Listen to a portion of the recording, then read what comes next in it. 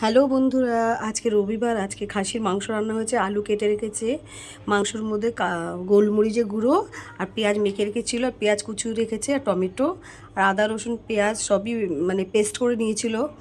দারচিনি, তেজপাতা, শুকনো লঙ্কা একটা ফোড়ন দিয়ে মশলাটা ঢেলে দিয়েছিল, টমেটোও দিয়েছিল।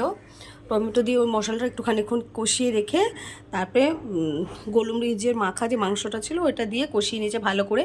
তারপরে প্রেশার কুকারে দিয়ে দিয়েছে। প্রেশার কুকারে একটু জল বেশি করে দিয়েছে, কারণ খাসির মাংসতে একটুখানি পাতলা করলে বেশি ভালো হয়।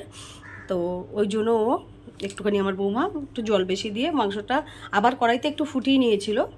তো রান্না কমপ্লিট। আর কিছু মাছ ছিল, কাতলা মাছ আর ওই ভেটকি মাছ, তো ওটাকে একটুখানি শুকিয়ে নিয়েছে। আর একটু রাইস করেছিল, ভাত ছিল, প্লেন রাইস করেছিল।